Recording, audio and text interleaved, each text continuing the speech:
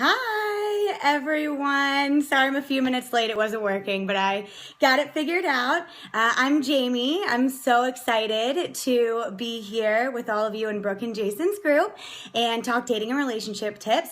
I'll give it a few minutes, or a few seconds actually, just to get a few more people on the line. There we go. I think it's starting to work. And if you're here, make a comment. Hi, Brooke. Thanks for the love. I'm so excited to share what I have.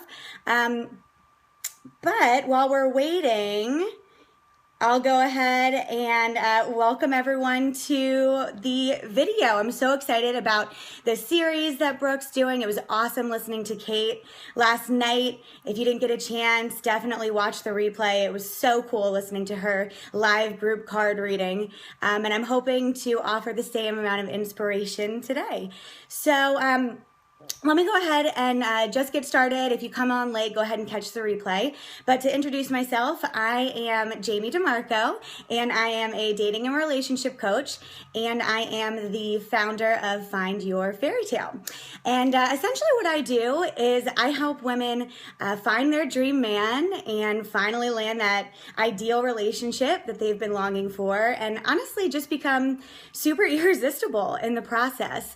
And to be frank, maybe some of you know this, but I find that what a lot of women don't know is that landing that dream guy, finding that dream relationship, having the dream man really goes hand in hand with you being awesome, irresistible, confident, content on your own. You know, having that top quality guy, you really got to be that top quality girl. So that's what I do. I help women really become that amazing person so they're ready, willing, and able to have that dream relationship and meet that dream guy when they're ready. Hi, Jason. Hi, Katie. Hi, Megan. Brooke, hopefully that worked. I really love, like I said, helping women just be confident in themselves, really understand who they authentically are, help them figure out what they're doing wrong in dating and relationships and what they can be doing better. Honestly, most of us are doing things wrong, myself included, but like all the time when it comes to men. So I help correct that, as well as just help women be confident in who they are and improve their self-worth and confidence and irresistibility, like I said. Hi, Lynn. Hi, Megan. Thanks for coming on. So let me get started with some of the stuff I have. I have 3 tips for you guys. And then I'm going to do a little bit of Q&A. And based off the posting a few weeks ago, I have a few questions already that I'm going to answer. And then if I have time, I'll answer any others that come in. But the tips that I'm giving you today, they're in regards to dating and relationships, and definitely geared for single women, but can be totally used for women in relationships too. And for this group, since most of you are entrepreneurs or aspiring entrepreneurs, I really wanted to cater this to you guys. So dating tips for badass entrepreneurs. So let's get started. First one. My first tip is that it's all about the mindset. So I know a lot of you with your businesses probably know that mindset is so important when it comes to running a successful business and making moves and being profitable. And it's honestly the same thing with dating and relationships. For instance, you know, like if in your business you say things like, oh, I'm never going to get clients, or no one's ever going to buy my services, or no one likes me, or whatever I do, I'm going to do the same thing. Like that's probably what's happening for you right now. You probably aren't getting clients, right? Kind of like sports, like the people that say, oh, you know, we're never going to win. We're never going to win. Like, no matter what we do, we're always going to lose. Like, you probably lost that game because that's what you're putting out there. And it's the same thing with dating and relationships. You know, I hear women all the time say things like, there's no good men for me, or no good men in my town. And there's, you know, I'm never going to find a quality guy. All the good ones are taken. Anytime I like a man, he never likes me. And why would I even put myself out there? Because no one's going to reciprocate that. And if that's what you're saying, right? If that's what you're putting out there, if you're to the universe, to the God or spirits or whatever, if you are saying all the time, like, it's never going to happen for me, I'm never going to meet a good man, all men are cheaters, all men cheat on me, that's what you're going to get. So, starts with the mindset, because whatever you tell yourself, whatever you say, whatever you put out there, the universe will respond to it. So if you say things like, I am going to meet a great man, I will have that great relationship, those things will start to come to you. And maybe it doesn't feel right immediately, right off the bat. Maybe it feels a little bit like a lie, but that's honestly how you start to manifest your dream man, your dream relationship, anything, to be frank. And you guys as entrepreneurs probably already know that and probably implement a lot of that stuff daily. And really it goes back to like energy attracts like energy, and if you're putting things like I'm not good enough, or I'm never going to meet a great man, or no man likes me out there, like, frankly, that's super negative. Right? It's really negative, and it's not attractive, and that's probably what you're getting back. So if you put out the positive vibes, if you put out the quote unquote wishful thinking, the high hopes, like knowing what you want and deserve and that it's coming, like, it will start coming to you. So keep that in mind. That's tip number 1. I also actually have a practical example for that to share with you guys. So before my husband and I actually started, before we met, I should say, I was in a place in my life where I was finally getting it together, and I was really happy with my job at the time, kind of where I was building confidence, and I just kind of knew who I was and what I wanted and what I didn't want. And I started saying all the time, like, you know what, I am never going to settle for anything less than everything I deserve ever again. Like, never again. And I would even say that to guys on first dates. Like, I'm never going to settle for anything less than anything I deserve ever again. And they'd look at me and they'd be like, okay. And they wouldn't sometimes know how to handle it. And that's okay, because if they're not ready and willing to be up on this level with me, then on to the next one. I didn't want to date them anyways. So, put it out there. The other example that I love that I share with a lot of my clients is my husband and I, Matt is his name. By the way, if you don't know about our story, go to my website. It's findyourfairytale.com. You can read all about it. It's true. It's genuine. It's amazing. He's incredible. A lot of the ladies that are in the group and on the call right now met him, so they can attest to it. But we met in October 2012, and I have it right here. January 3rd, 2012, I posted this thing on Facebook.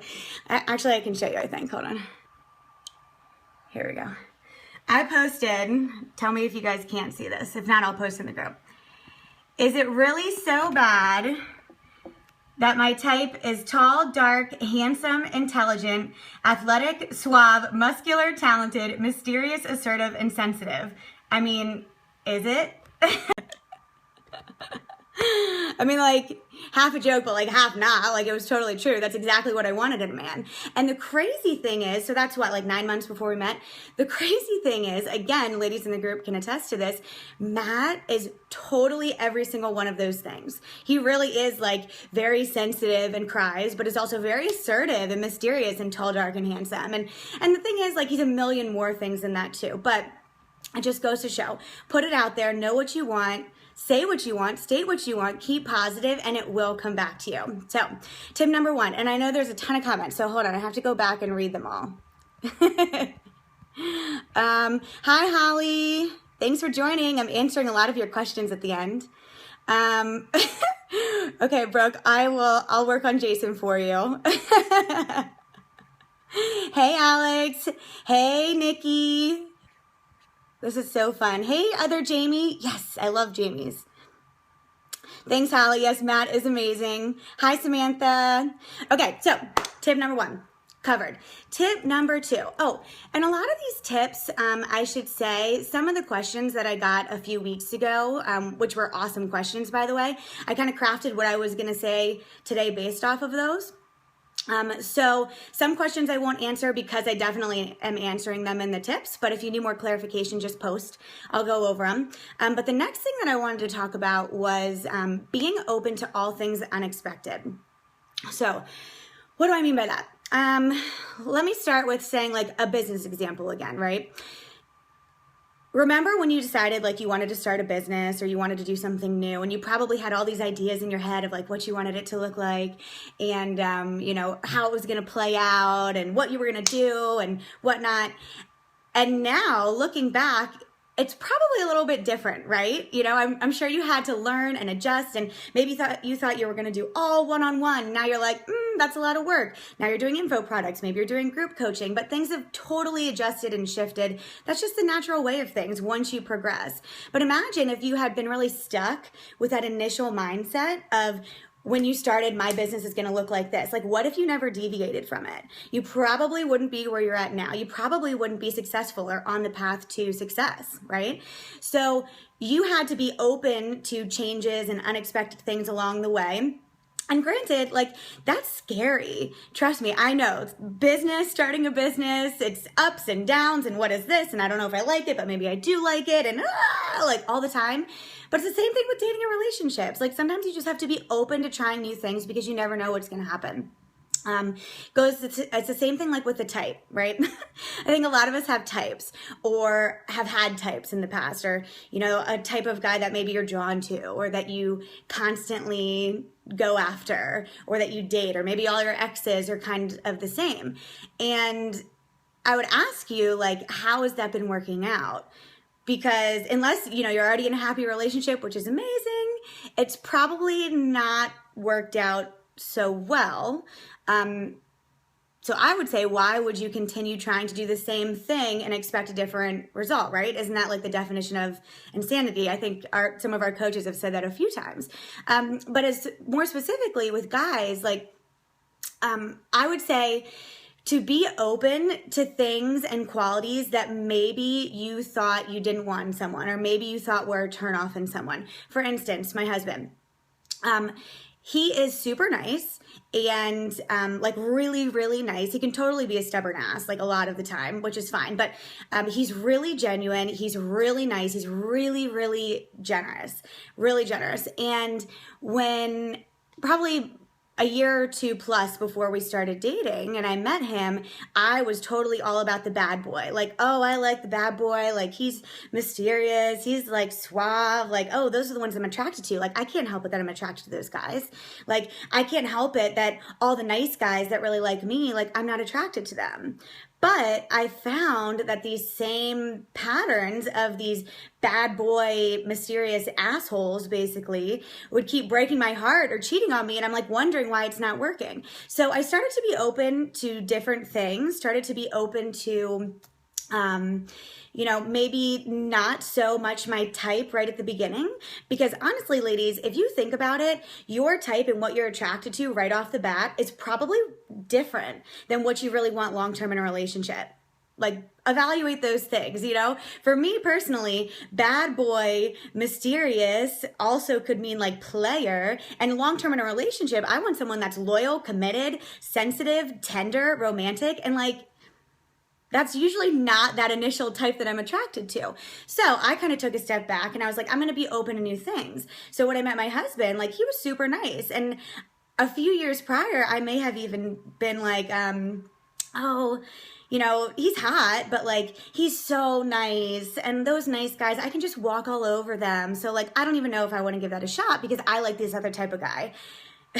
Well, thank God I didn't. Like, he's perfect. He's amazing. But like, there was totally an adjustment in my thinking that I had to do when we first started dating. So for all of you out there that are dating, having a type, stereotypes, whatever, I would encourage you to drop your stereotype, drop your assumptions, drop your limiting beliefs that you hold about men or dating or relationships, because honestly, that could be it could be ruining your chance at meeting a great guy or ultimately the one that you're supposed to be with.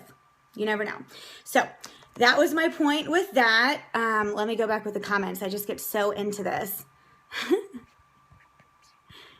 Lots of similarities between my exes. Yes, yes, yes. I've been there.